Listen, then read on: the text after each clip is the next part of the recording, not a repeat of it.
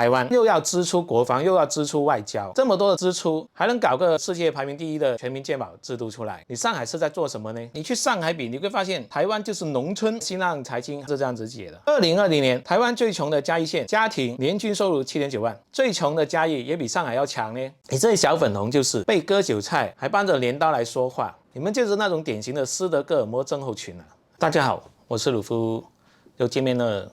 今天要跟大家分享什么呢？我们继续看下去。好，第6点，对于你这种缺乏实际统计分析能力的喷子，我就是说你的视野有限。天河区240万人口和台北市一样，你分析啊，你台北场馆造价和市场竞争情况如何？我不是之前都给那个统计数据给你看吗？中国每年培养这些奥运冠军，每年要花20个亿。全民运动，国家体育总局只是每年砸3400万，这不就是一个数据的对比吗？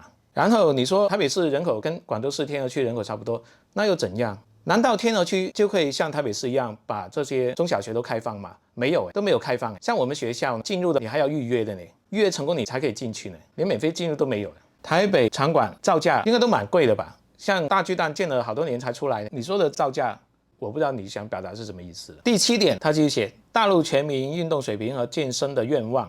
免费场所远多过于你说的，你的视野就有限。你去看过大都市上海、北京、海滨城市青岛、杭州晨跑的人吗？这些大城市地价这么贵，还有大量的免费公园供市民运动。到春一级有大量的全民健身运动，你看不到就知道乱说。哎，晨跑到处都有，晨跑是最不需要场馆的，你只要有条马路旁边就会有人在跑的啦。这个跟免费有关吗？我都说我之前讲的是中小学免费，大陆做不到。你就扯到公园上面，中国公园免费也是最近才是免费的，好不好？好，到第8点，大陆各地发展不平均。你去沙漠比，你会发现台湾赢麻了；你去上海比，你会发现台湾就是农村。放在全球，你去印度就知道台湾真的是好棒棒，大陆也是好棒棒。你去英国、加拿大、澳新就知道台湾议会那点民主跟传统英式民主太丢人了，还能搭起来。别比来比去秀优越感了，过好自己吧，谢谢你。你去过的地方太少了。好，那这里讲这么多，我就逐点来回应你。你为什么要去跟沙漠比呢？你去上海比，你会发现台湾就是个农村。不好意思啊，我针对你这句话，又害我去查了很多的资料，真的在网上就有人来比了。这个还是大陆的媒体啊，像网易上面就有一个帖子，他讲到啊，上海跟台湾的一个对比。上海人口2400万，台湾人口2300万。上海的 GDP 4.73万亿，用人民币来算。台湾如果用人民币算的话是5.3万亿，所以台湾人少，但是它的 GDP 更高，国民生产总值更高。人均 GDP 的话，上海18万，整个台湾是22万。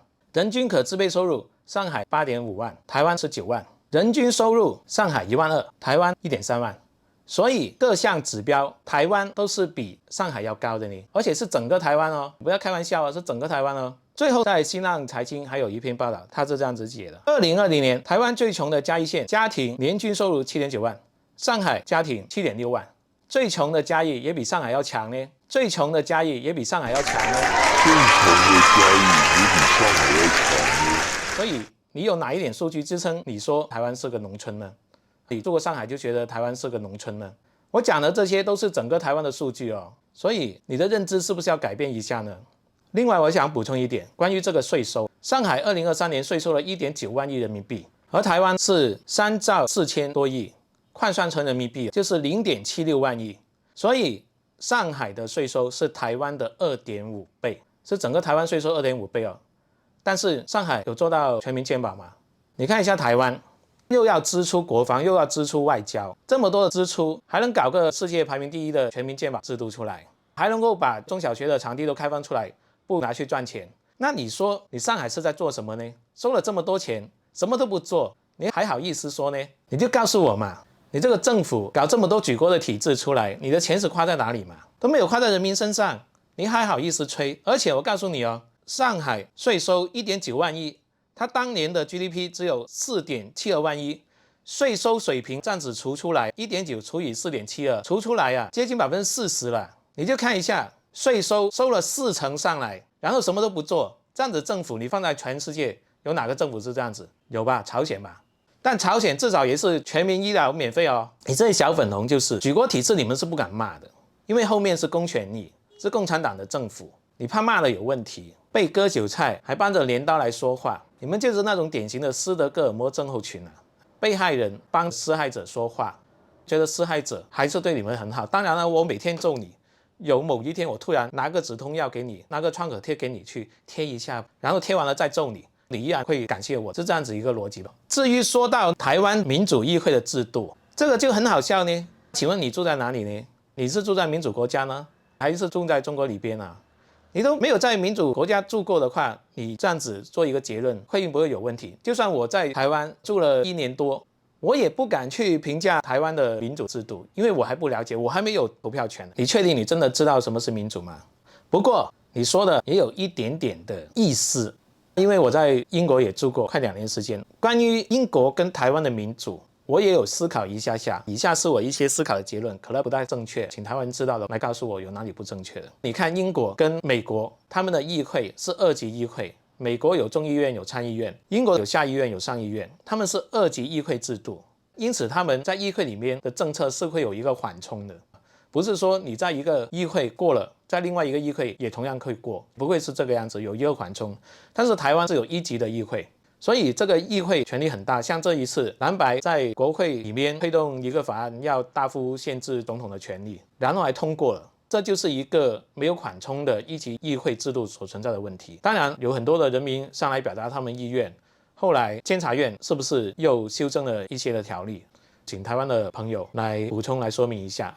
因为我在台湾住不是很久，所以我觉得我去评价台湾议会真的也不是很公平，那我就不说这个问题而已。如果你想知道的，我多住几年有了投票权之后我再跟你讲。好，关于下面这里说别去秀优越感，我就觉得很奇怪了，我讲我的东西，你哪里体会到我有什么优越感呢？相反我很自卑呢，看到台湾人一直生活在民主自由的环境里边，每个人都很和善，我真的觉得你到了外边，你根本就觉得你抬不起头来看人。为什么？因为你受的都是仇恨的教育。你去到外边，你看到人家文明的做法，你自己中国人呢，像我去日本旅游的时候，当时跟旅行团去的，都会把我们安排在餐厅一个角落里边，跟其他国家的客人间隔开。为什么？因为我们说话很大声啊，很讨人厌啊。我印象最深刻的就是那天吃饭的时候，整团人说话都很大声，坐在旁边不远的那些印度人、印度的家庭看到我们都在皱眉头啊。那你觉得这样子的中国人的形象好吗？你出到外边你就知道中国人是怎样子的一个总体的形象，到处大声喧哗，很不尊重当地的文化，还去跳什么广场舞啊，还到处去投诉人家。你不能学日本人吗？有钱谦虚又低调，从来不惹事，这样子人家才会欢迎你啊。你到处到外面去惹是生非，那是干嘛？大国崛起，对吧？真是。所以我不觉得我有什么优越感，可能是你看到我的影片，你觉得我有优越感，那是你自己的自卑作祟啊，关我屁事啊。好，最后他说你就是个喷子，别装斯文了，跟八囧一样。哇塞，你还把我提到跟八囧一样的高度啊！哇，人家是大网红，人家是每天都在更新的时政类博主呢，我不是哦，我平常我还要上班的，时间多出来才去分享一下我的生活体会啊，我更新是很慢的，我只是一个生活博主啊。根据我在中国、英国跟现在在台湾生活的经验来抒发一下我的感想而已也奉劝一下你啊，少看一下八囧，少看一下馆长。如果你是强烈看这些东西，你是有危险的又翻墙又看这些反动东西是干嘛？还是说你带有政治任务，专门看这些人，然后在下面留言出来洗地？好，这就是你所有所讲的，我对你的一个回应。感觉我没有在骂你吧？我没有在骂你脑袋里那一坨坨白花花的东西吧？反正我不会再骂你们，因为我觉得真的要把对你们的仇恨给放下，迎向更加光明的人生。但是中国的问题，我觉得的确也是要关注。为什么？因为中国体量太大了，如果它好的话，对整个世界文明都会有贡献。但如果它不好了，那么它就像一个黑洞，会影响到周围所有的国家跟地区。举个例子来讲好了，湄公河对越南来讲是一个很关键的河流，但是湄公河的上游是在中国的国内，中国建了很多的水库大坝，一截流完全就会影响到像越南、泰国、东南亚的国家。所以如果中国不好，周围的国家都会受累。